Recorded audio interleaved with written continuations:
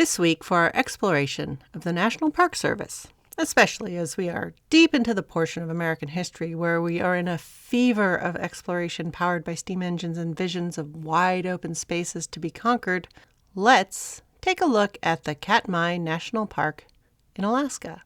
It's basically at the point where the long chain of islands, the Aleutians, jump off from the state out into the Bering Sea.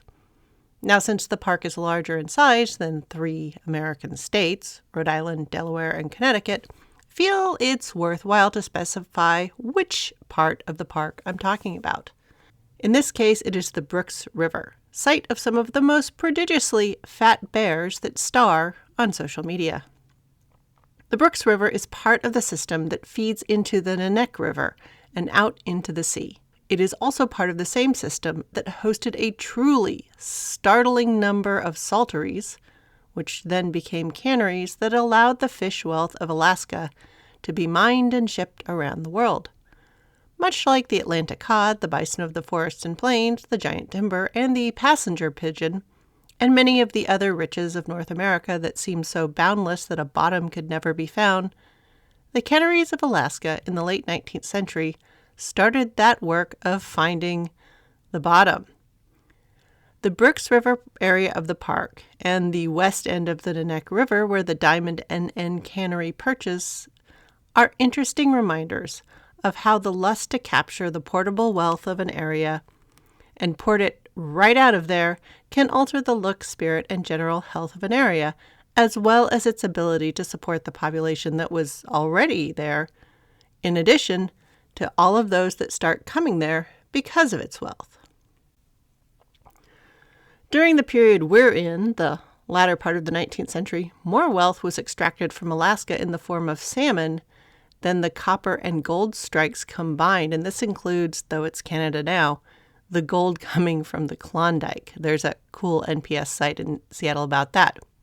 But a more interesting part about the Brooks River area is that it is also one of the areas where America really started to develop and follow conservation science. They had a chance to see overfishing in action at a timescale they could see and reverse. All of this happened around World War I.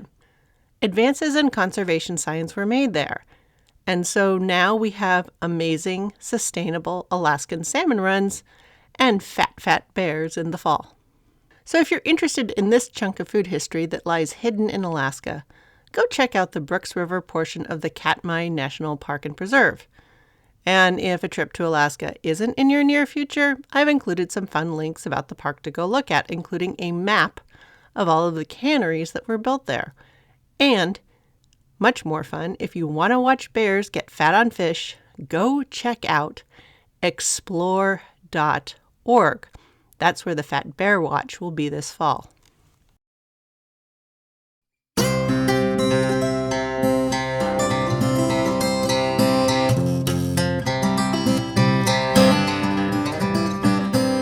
Episode 177, Bringing the Sea's Bounty to You in a Can.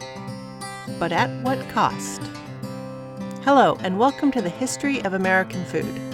This week I'll be looking at how the advent of canning and more people buying food in stores led to the plundering of America's fishy wealth, changed how we thought about seafood, and created more technology-driven American cuisine. To learn about what people thought about fish in a can, pull up to your place at the table and let's dig in. The first thing you need to know is that it used to be if you lived close to water, you ate fish, and if you didn't, you didn't.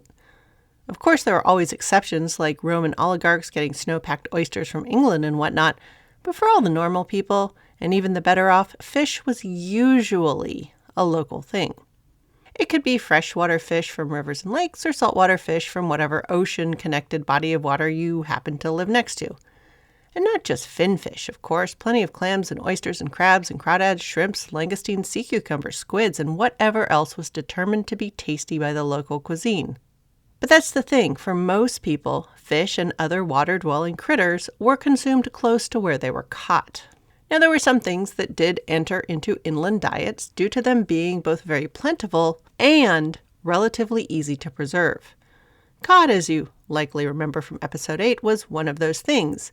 It preserved peasant workforces in places where meat from the land was regularly forbidden to fast days under Catholicism. And it fueled enslaved workforces where no one wanted to give up labor or land to growing food.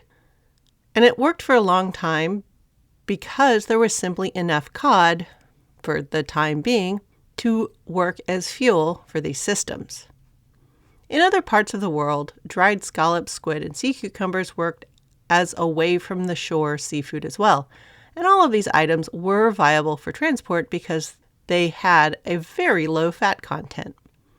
This allowed them to be dried to the point where neither mice nor microbes had any interest in them. Salting and sometimes smoking them made them even more impervious to rot and invasion. But their very imperviousness meant reconstituting them from ballast to food took a lot of time and even more skill. So while they were dependable, they were hardly convenient.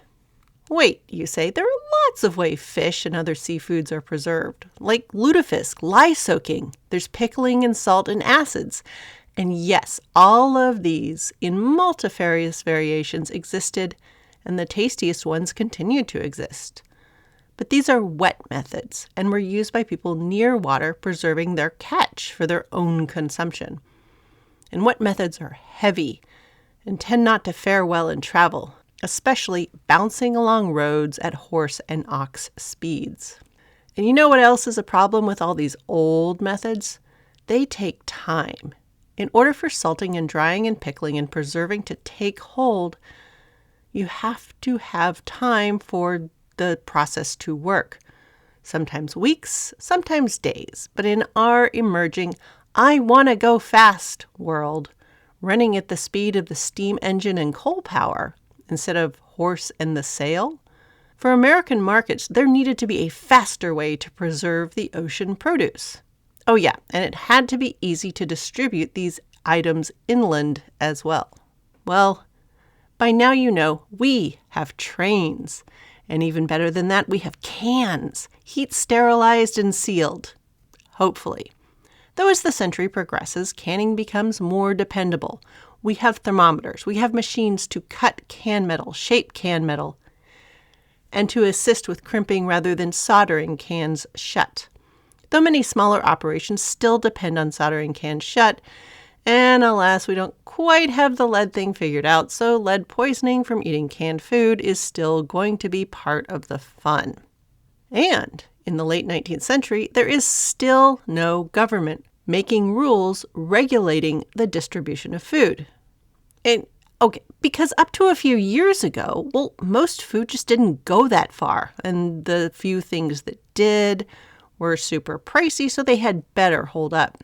Things like dried ginger, which was as hard as a rock, dried fruit, spices, sugar, wine and rum, and other liquids like molasses. And those were even used as preservatives, so they weren't going to go bad themselves. But canning introduced something new. First, this allowed things that normally went bad quickly to be trapped in time. Tomatoes, fish, milk, peaches could all be held in stasis and ready to eat more or less upon opening the can. No days of preparation were needed, as they were for that hard salt cod. But canning also introduced food you could not see. Up until now, all food preservation methods still left the food visible. You could still see, touch, smell, and taste it before you committed to a purchase. But cans were mysterious. Unlike everything else that was shipped around, salted, smoked, or dried, unless you were buying it by the barrel full, you could actually encounter the food before you owned it. And as you remember from the Life Aboard Ship episodes in the first 2 seasons, buying barrels you hadn't seen into was a problem for navies and ship captains the world over. So up until now, the lack of mystery would have made the need for governmental regulation unnecessary, even if the government had had the ability for any sort of enforcement. The consequences were right there. You didn't buy it, and if you did somehow get stuck with items that had gone bad, well, you could just go speak to the source. If that got you nowhere, there was always the opportunity to spread rumors and start drama regarding a faulty purveyor. I mean, they were right there. You knew them. But cans, by their very nature, the fact that they were built to travel far and wide and had no window inside, meant that new dangers entered into the food buying experience. In episode 150, I talked up the problems of botulism, and that has not gone away. Though by the latter portion of the 19th century, more people were aware and wary of it.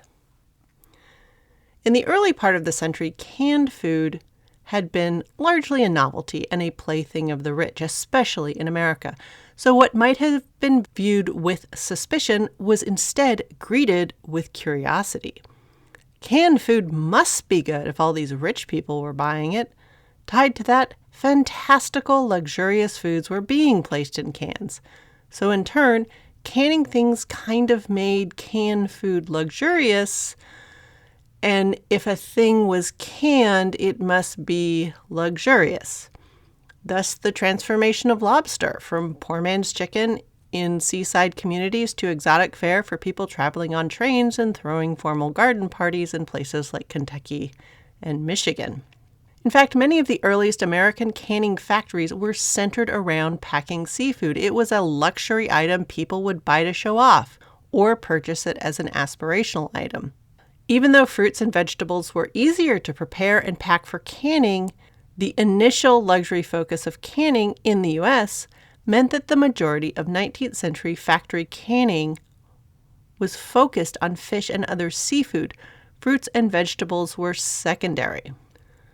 But what really blew the doors off canning as a way to deliver food to the people was the American Civil War. Sure, we modern people may look at evaporated and condensed milk, canned beans, canned beets, canned turkey, for heaven's sakes, as inferior or even gross.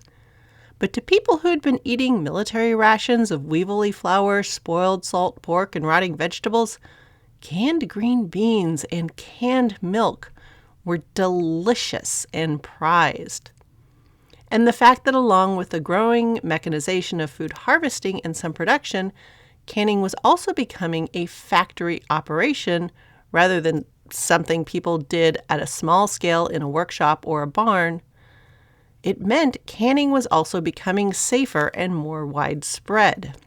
So the generally positive experience with cans as a source of the tastiest food they had eaten in years meant canned food was going to be generally widely and wildly popular. Add to that, advertising, even advertising in color, was getting off the ground, and people who used to live around fish-producing places were scattering themselves all over the center of North America. Now, we were still in the pre-refrigeration age, so canned fish was a welcome addition to the growing list of foods that could be ready, more or less, in an instant. Fish canneries, along with oyster canneries, were just about to explode on both east and west coasts and feed the ever-growing hungry maw of the American food consumer. And the reason they were so successful lies in the abundance they found, added to the readiness of the American public to adopt the goods. With the arrival of wood, pulp, paper, and cardboard, it made paper, and now these light, easy-to-form boxes, the perfect medium for printing logos and legends and advertising copy all over.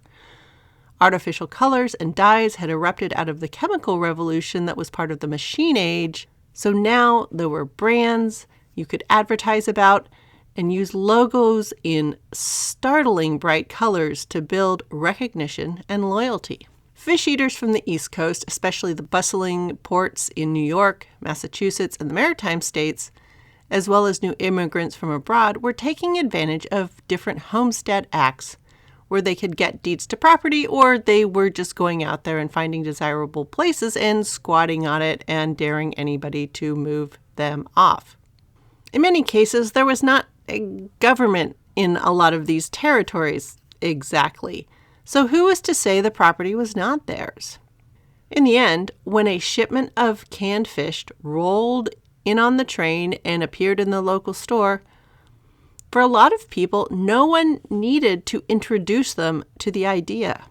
I mean, canned peaches were already a good idea. Why not canned fish when you already knew how to make things with fish?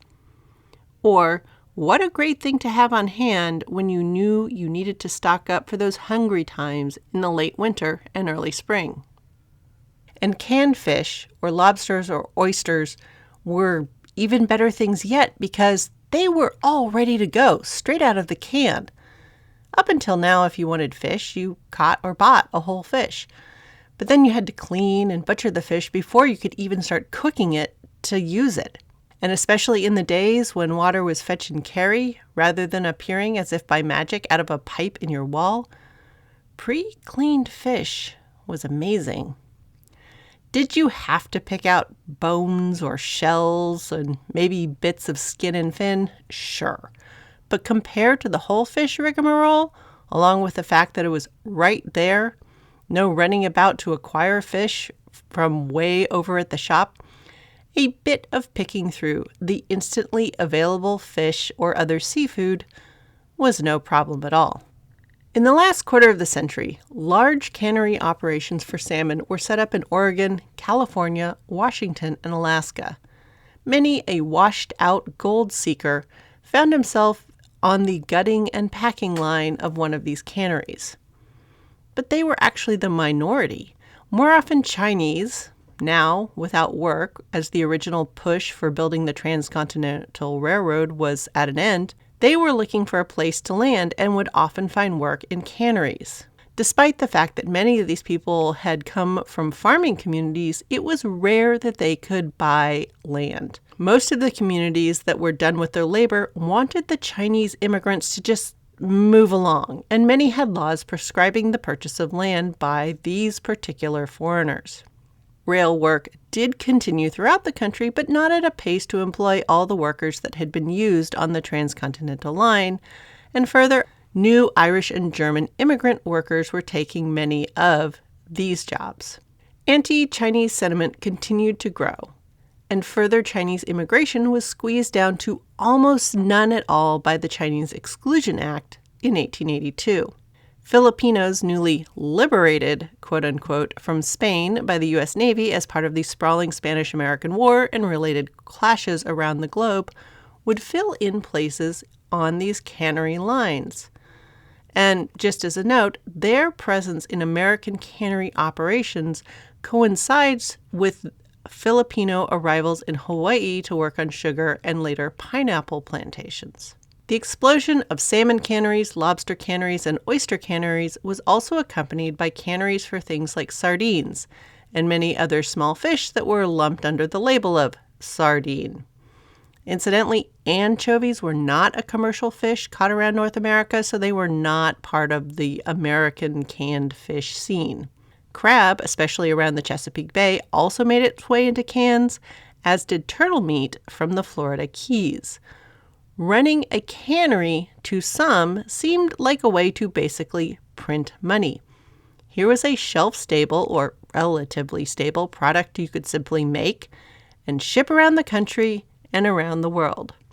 And it was the steam trains and steam ships that ran on somewhat dependable schedules that would make it all possible. However, a few things began to happen. First, you really could can too much seafood. While many people were familiar with fish and happy to see the product on store shelves, there were also plenty of people wary of canned fish and canned foods generally, and they weren't really sure what to do with it. But wood pulp paper and the new mechanical presses came to the rescue. Some of the first advertising cookbooks, those developed for the purpose of teaching you how to use a new product, were the pamphlet cookbooks on how to cook with canned salmon. And let me tell you, fish cake recipes abounded. So while this new delicacy was changing the inventory of food stores and kitchen pantries alike, an even bigger change was happening at the sites where these canneries were being built. A cannery is a messy, smelly, loud, slippery place. Whether it is oysters or fish, salmon or sardines, there is a whole bunch of fishy waste to deal with. I mean, part of the processing of the fish was literally called the slime line, that is, where the fish viscera was removed. For the fish canneries, the solution seemed obvious. The waste part was simply shoved back into the water. And on one hand, this seems sensible. After all, that is where it had come from in the first place. And it had been the strategy for all other fish and whale processing up until now.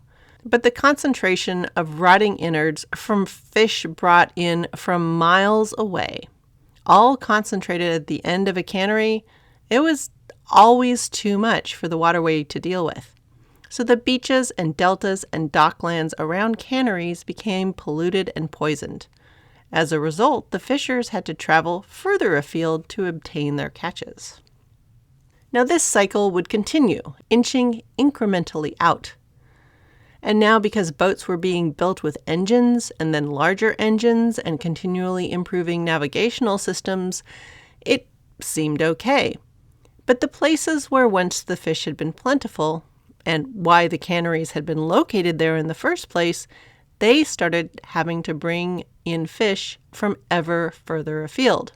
Because most of the canneries of salmon and sardine-like fishes were more concentrated on the west coast of North America, the effects were of far less concern in the eastern population centers. In fact, in many places where this sort of local slow-motion disaster occurred, it was reason to pull up stakes and move somewhere else. Certainly not a reason to change practices. After all, there was money to be made and more space to stretch out into. Changes in the landscape also happened around oyster canneries. Bountiful oyster beaches on the East Coast turned into mounds of empty shells, though the growing chemical industries recognized the calcium storehouses that were oyster shells, and many of these piles became commodities of their own. The reefs of oysters that used to filter water up and down the East Coast were stripped out for food, just as pollution from the growing cities was starting to become noticeable on its way to Sirius. Further, storm damage from winter squalls and summer hurricanes was also starting to increase, because the oyster beds had acted as dampeners of the waves and stabilizers of the shore. The connection of all of these problems would not be particularly recognized or considered important for about another 50 to 75 years.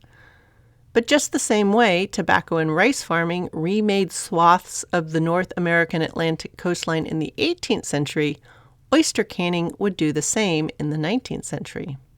Looking back, we see in the 1700s, people thought of those days before as good and old and more pure in the 1600s.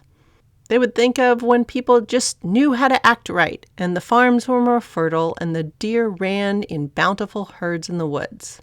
This all too familiar and frequently repeated lament for the good old days and a golden age of plenty back then has become a running theme in American food and other sorts of history. And it was a driving force sending people out to claim new farms and new coastline in hopes of recapturing some of this rose-colored plenty. Now, in some ways, the early days of the machine age, as it sped up travel and made it possible to put into cans all manner of delicacies of old all over the world, it certainly did seem like another age of plenty had arrived. And for many, it did. Now, we look back on that plenty from our age of plentiful freezing and refrigeration, and it may look to us rather spare and sparse. But compared to their own look back, yes, the late 19th century for many was rather an age of wonders. In the same way, stable and shippable dried salt cod, hard as a wooden plank, would work as a protein source for Catholic Europe and sugar plantations throughout the Caribbean, canned seafood, salmon specifically, would come to be an important fuel for the American frontier denizen and factory worker alike, a shelf-stable protein that could be shipped anywhere and used with not a lot more extra work straight from the can. And just as with cod, the salmon and other American seafood would be mined to the brink of rarity. Now, it wouldn't all happen in the 19th century, but the foundation would be laid. and the new canning and transport systems paved the way. Now don't get me wrong, canning food is a darn miracle. It preserves so much more of the food we grow and catch, and keeps it both edible longer and easier to access than any other food preservation technology up to this moment in time. But its very miracleness also fed into the mindset of get it all now while we can that is going to haunt the American food system going forward. So where does this leave us? Well, in murkier waters than ever. Canning, while helpful, is also going to create situations that mean we really need to have regulations about what goes into those cans, since they can travel so far from their source. And until you open it, the inside is a mystery. But of course, any sort of food regulation is going to take a minute to devise, and then a bit longer to figure out methods of enforcement. So while that gets pushed to the back burner and thought about for quite a bit while longer, it's time to turn back to the trees. Now, up until now, wood has been a fuel and a material for barrels and ships and railroad ties, part of the food system in that it gets things cooked and moves things around.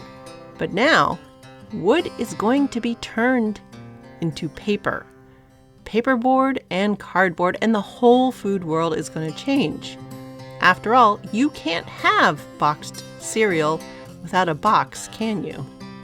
So join me for the birth of another package, the one that makes modern packaged foods possible. Thanks for listening. If you found the origin of tin fish interesting, tell your friends or that one person you talked to on the bus. After all, learning about the American cannery boom is a way to get perspective on our modern technology jumps. Any email, questions, or quibbles will continue to reach me at thehistoryofamericanfood@gmail.com, and as always, I love hearing what you have to say in your reviews. Music for this podcast is Fingerlympics by Dr. Turtle, and you can find me on Threads, Blue Sky, and Insta as @THOA Food, and all this information is available in the show description.